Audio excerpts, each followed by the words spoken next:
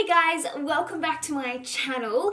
So last week I posted on Instagram a picture of me breastfeeding my son Axel. If you guys don't know, my name is Stephanie and I have a 4-month-old baby son called Axel. I posted a picture of me and him on Instagram and I basically launched into a caption all about breastfeeding because I get so many questions on Instagram, what pumps I use, my tips to increase milk supply, my breastfeeding journey, all that jazz. But obviously you guys know on Instagram you only get a certain amount of space for the caption, and I wanted to share so much more information but I didn't have the space. So I was like, you know what, I'm just going to film a video on YouTube and I'm going to give you guys a brief insight into my journey with breastfeeding, but basically I'm going to be sharing with you guys everything I wish I'd known about breastfeeding before I started. Obviously, I am no expert. I've been at this for almost 5 months now. My baby's almost 5 months old, but clearly I am no expert. I've not been breastfeeding for 2 years. I have not breastfed 3 children. I've only been at it for almost 5 months. I am not an expert. I just wanted to share with you guys my journey and the things I've learned along the way. Always see a lactation consultant, like a verified lactation consultant, registered, what are they called? ILC. See one of them. I also want to preface this with fed is best. You do you, mama. If you want to feed your baby from a bottle, if you want to feed your baby formula, if you've tried breastfeeding and it didn't work out for you, if your baby is fed and looked after and loved, you are doing amazingly. So do whatever works for you. Breastfeeding for me was pretty darn challenging at the start, and I think most mothers will attest to that. It's like breastfeeding is a natural thing, but so is walking, and you don't fly out of the womb walking, do you? Like, you have to learn to walk, and I feel like it's the same with breastfeeding. Like, it's a natural thing, but you have to learn to do it. So when my baby was born, he was 9 pounds, which is pretty big for me because I'm only 5'4", like I'm a pretty small human, and he was on the boob 24/7. So I had an emergency C-section with him, and from the moment he came out the sunroof, he was on the boob. We were in hospital for 5 days afterwards, just while I was, I don't know, lying there in the bed. They wouldn't let me leave until 5 days afterwards. He was literally on the boob the whole time. He didn't sleep. I didn't sleep. I couldn't eat because he was always on the boob, and the tea lady would bring around like the food, and I'd be sat there on the bed with my boobs out with my baby on my boob, and she'd be like, eat this, and I'll be like, yeah, I want to, like I'm bloody hungry. And then half an hour later, my baby would still be on my boob and she would come and take the food away because it had gone cold. So I just starved, basically. So that, my friends, is cluster feeding. Cluster feeding was horrible and I didn't know to expect it. I didn't even know that cluster feeding was a thing. I had never heard of cluster feeding before. I had this image in my mind that like baby was gonna slide out my vagina, he was going to latch on super easily, he was gonna feed for 20 minutes, and he was gonna sleep for 3 hours, I was gonna sleep for 3 hours, and it was gonna go like that. It didn't go like that. So cluster feeding is when your baby basically stays on your boob and sucks 24/7. Not enjoyable from my experience. You can't get anything done because you are just breastfeeding. You are basically just a little breastfeeding machine. But what it is, it's your baby's way of communicating with your body how much milk it needs. So this is like when your body is trying to know how much milk to produce. Like obviously if you've got twins, your 2 little babies will be on your boobs and they'll be sucking away, and it will tell your body that it needs to make enough milk to feed 2 humans. Whereas if you only have 1, like I did, he will be sucking on the boobs and your body will know to make that much milk for 1 baby, if that makes sense, and for that size baby, and basically how much milk you need to fill that sized baby. So that cluster feeding, it's shit, but it is necessary because it's your baby's way of telling your body how much milk it needs. It doesn't last forever, guys. Just trust me on that one. I thought it was gonna last forever, and when I was in the midst of cluster feeding, I was like, I don't know if I can do this. I don't know if I can continue breastfeeding if it's going to be like this the entire time, but it's not. It lasts for a couple of weeks. For me, it lasted till around 6 weeks, I think it was, from memory, and then it gets so much easier after that, guys. It gets so much easier, but we will go into that. Now, in the first couple of weeks when your baby is like learning to breastfeed and they're communicating with your body how much milk they need, and they're basically attached to you 24/7, just drinking milk all day, every day, it can be so overwhelming. It can be so challenging, especially when you're trying to heal from the birth, birth and you've got like a mountain of washing you want to do, and you also would really like to have a shower at some point in the next 2 weeks, it can seem so daunting to continue breastfeeding. But speaking from experience, guys, I thought that was never going to end. It does. Believe me, it does. My baby's a really big baby. He's about 20 pounds now. If he's hungry, I just whip up my top. This one is especially easy because it's only like is this high. I just whip up my top, like fling my boob out, put it in my baby's mouth, and he will drink all the milk he wants. Sometimes I'll put him onto the next boob, and sometimes he'll drink from that boob as well. Sometimes he won't, depending on how hungry he is. And then that's him fed. Like, there's no faffing about with bottles. You don't have to sterilize bottles. You don't have to make up formula. You don't have to buy formula, so it's cheaper as well. But like I said at the start of the video, guys, you do you. If you want to formula feed, you as the mum, that is completely your choice.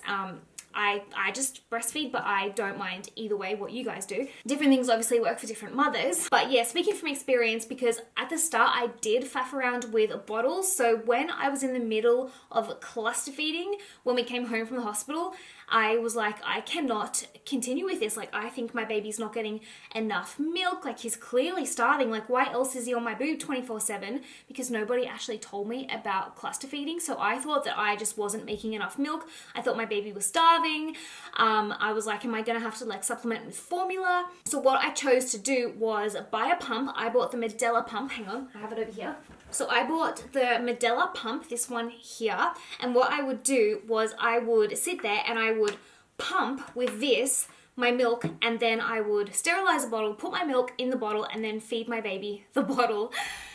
And looking back, I made so much more work for myself doing it that way, but you do what you got to do, and that's what I felt like I had to do to kind of keep myself sane. So the reason I did it was because I wanted to see how much milk my baby was actually drinking, and so I could make sure he was getting enough, and yeah, just so I could kind of give him a full feed that way and kind of give myself a bit of a break. And if you have to do that at the start, guys, then you have to do that at the start. That's what I felt I had to do. Looking back, well, basically, if I have another baby, I won't bother with any of that because I've been through it. And I know that I was making enough milk. I was just experiencing cluster feeding, but I didn't know what was going on. So for my next baby, I'll just pop the baby on and just let them feed 24/7 because I know that it ends. But when you're in the middle of it and you don't know what's going on and you think it's never going to end, then just do whatever you have to do to get through it. I'm really not selling the idea of breastfeeding here, am I? It's really not as bad as I'm making out. A lot of people have an easier journey of it than I did, but for me it was challenging at the start. But if you can push through those challenging first couple of weeks, guys, you will thank yourself for it later because it is so easy then. So the cluster feeding will stop after a couple of weeks, and I think it's around 6 weeks, and your body will regulate your flow of breast milk. So you won't be leaking all the time. I don't leak at all anymore. I don't have to wear breast pads or anything like that anymore, which is so nice. I used to wake up in the morning like just covered in breast milk, and that was with breast pads on and everything. I just had so much milk, but that does stop as well, and you will not leak as much anymore. Sore nipples. Sore nipples are rotten. Like, my milk came in on the second day, and because my baby was cluster feeding, my poor nipples, like, oh my God, they were cracked, they were bleeding, they were pussy.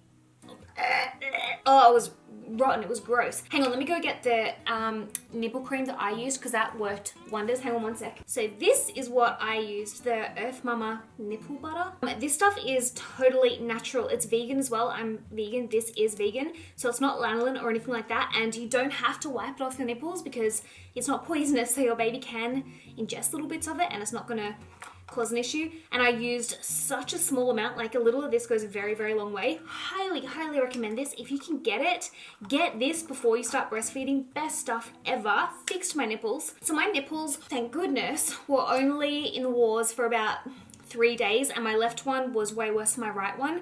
But I remember when he was latching onto my left boob, my nipple, I was just like, like cringing, and the pain, it's so sore. But obviously your baby needs to eat, so you just push through it, don't you? Like, you just push through the pain knowing that it will get better, and it does. Trust me, guys, it does. The sore nipples will not last forever, and if they do, like say your sore nipples like don't get better within a couple of weeks, see a lactation consultant because it will usually mean that your baby's got a bad latch. If your baby isn't latching properly and they're just sucking on the nipple instead of like the whole booby area, that will hurt your nipples. So definitely see a lactation consultant to get them to assess your baby's latch, because it shouldn't, like, breastfeeding shouldn't hurt after the first couple of days. Now, when you first give birth to your baby, you don't actually have milk then, you have something called colostrum. So don't worry if you're not producing milk in the lead up to having your baby. Like, I had a few DMs from women that were worrying because they thought they should be leaking milk prior to giving birth to their baby, but some women do, but like the majority of us won't, because you don't have milk yet, you only have colostrum, and your baby, when they're born, their stomach is so tiny that just like a few mils fills them up for an entire day. They only need like a teaspoon's worth of colostrum. Don't quote me on this. Like, I don't know the exact mils or the exact numbers. I'm not an expert, but it's something like that. So don't worry, your milk will take a few days to come in. It's completely natural and normal. And boy, will you know when your milk comes in. My boobs were like rock hard watermelons. Another thing to remember is that every baby is different. So some babies drink faster and some babies drink slower. So I was chatting to my mum. My mum breastfed me and my sister until we were 7 months each. And I think she said that I was a particularly slow drinker. So I would spend about 20 minutes on each boob, so a 40-minute feeding session in total.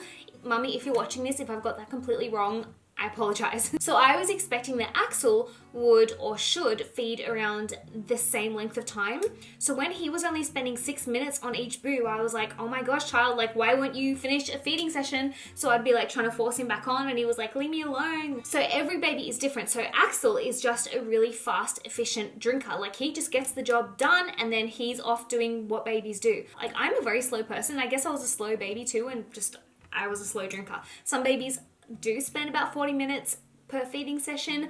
Some babies are far faster, like my baby. Now, another question I get a lot is, what do I do when I'm in public and I need to feed my baby? So what I usually do, I wear the nursing singlets from H&M a lot. I bought a lot of them because they are absolutely brilliant. But if I'm not wearing something like that, if I'm just wearing, you know, a dress or something and I don't have that coverage there, I'll get a muslin cloth and just fling that over my shoulder and then feed my baby under that. And it's really easy. And I've fed my baby in restaurants, I've fed him in the car, in car parks, I fed him in the shops, I fed him in loads of places now, and I've never had anyone even so much as give me like a side eye or a second glance. Nobody's said anything to me, so I've been really fortunate in that aspect.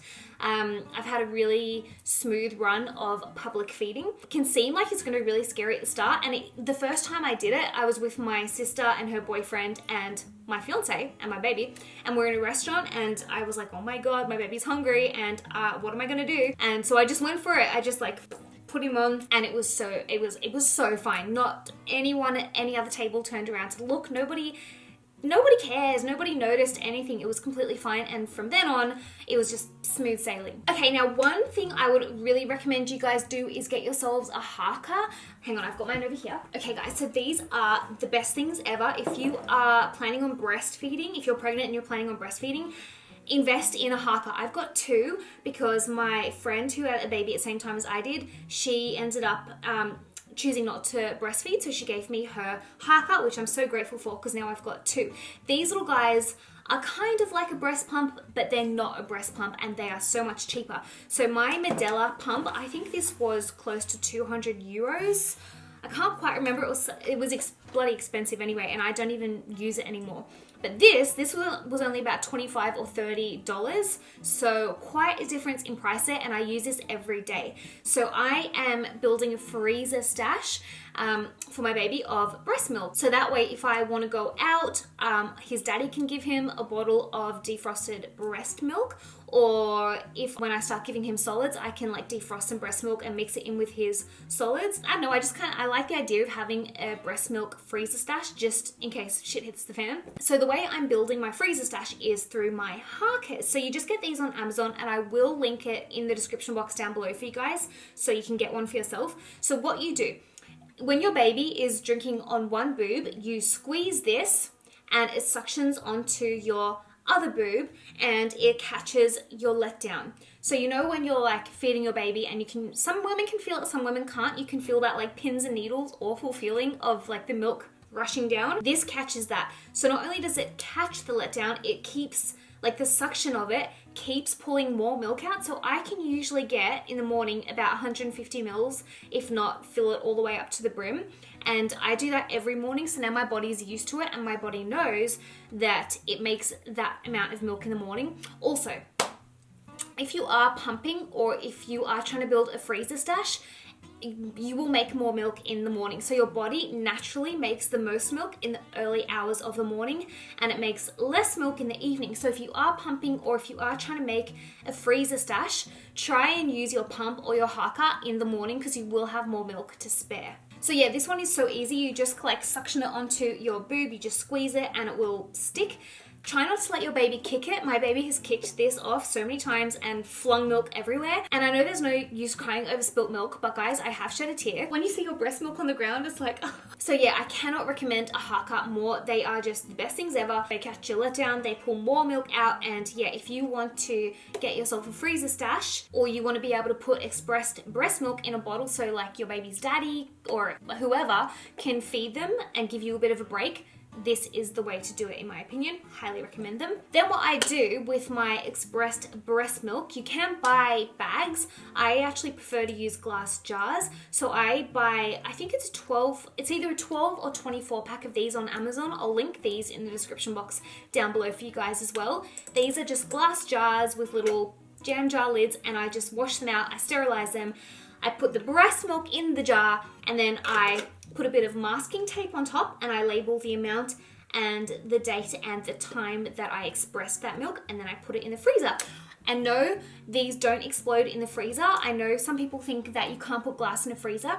You can, you just need to leave enough room at the top to allow for the liquid to expand. Which brings me on to my next point. If you are pumping or using a haka and you're not able to get much milk out, don't panic. Pumps and hakas never get milk out of the breast as efficiently as a baby does, so it's no indication of how much milk you produce. So say you're only able to get like 5 mils out when in a pumping session, don't worry, it doesn't mean that you don't have any milk. It's probably just that your boobs work better with a baby sucking the milk out than a pump. A pump will never be able to get the milk out as efficiently as a baby, so it's not really an indication of your breast milk production. Okay, so now that that info is out of the way, I wanted to give you guys my tips on how to increase breast milk production. I read on so many forums, mums like panicking, thinking that they don't have enough milk for their baby or that their milk is drying up or that, you know, their baby's cluster feeding, so they think that their baby's starving and they don't have enough milk.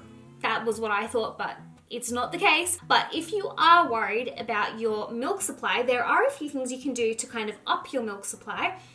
So breast milk and breastfeeding is a supply and demand relationship. So the more your baby is sucking at your boob, the more it's communicating with your body that your body needs to produce more milk. So if you're worried about your breast milk supply, try and put your baby onto your boob as often as possible and let them suck.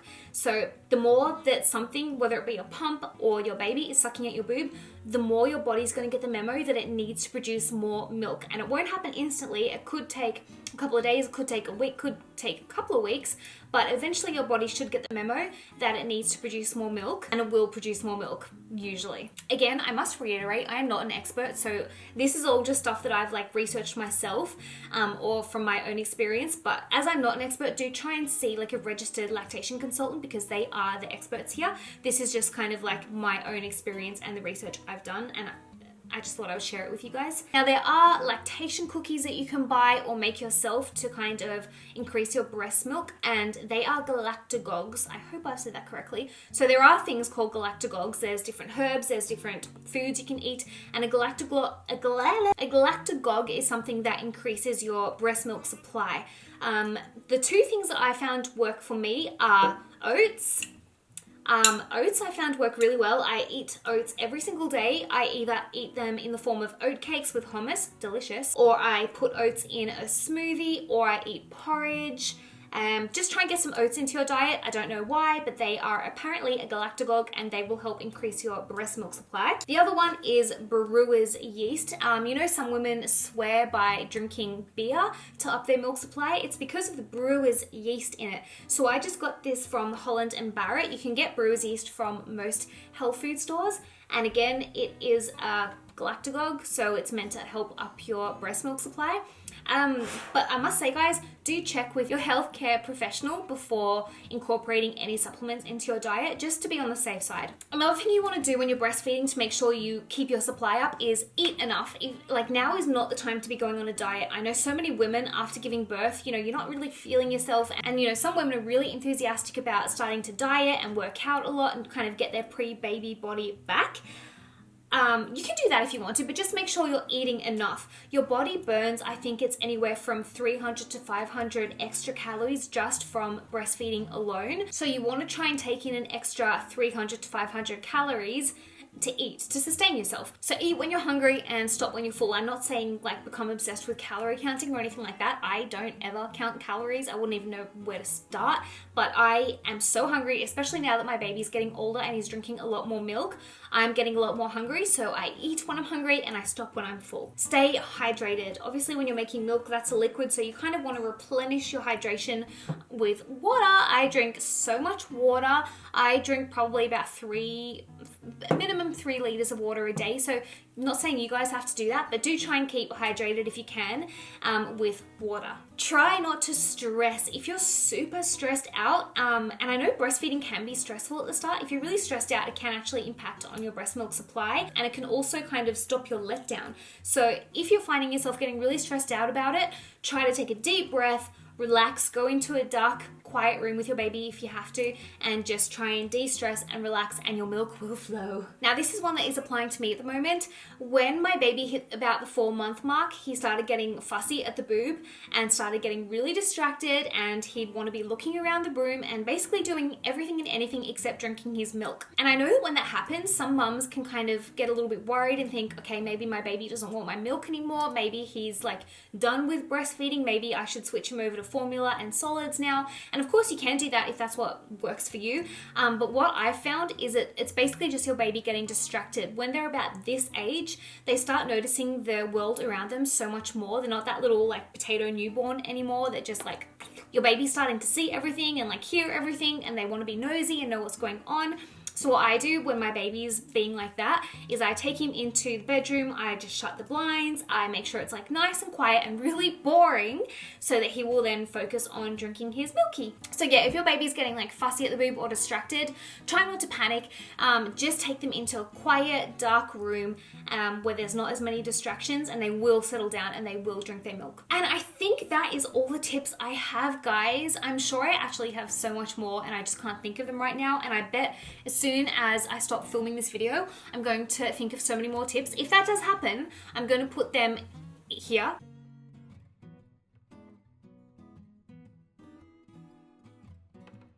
So there we go, guys. I really hope this video was helpful for you. If you are a breastfeeding mama and you're finding it challenging, hang in there. Trust me, it gets so much easier. If you are a mama that's chosen not to breastfeed, or you really wanted to breastfeed and it just didn't quite work out for you, do not feel bad. A fed baby is a happy baby, and a happy baby is a happy mummy, and vice versa. So you just do whatever works for you. Obviously, being a mum is challenging enough in itself without putting extra pressure on yourself. So if you find that formula works best for you and your baby, then you do that. If you guys have any more tips on breastfeeding or how to increase breast milk, or just like your own experiences, please leave them in the comments down below, because I would really love to read them myself, and I'm sure any other mamas that are watching this video or daddies watching this video will want to read them as well. If this video was helpful for you, please give it a thumbs up and I can film more videos like this.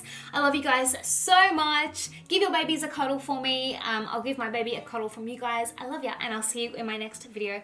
Bye.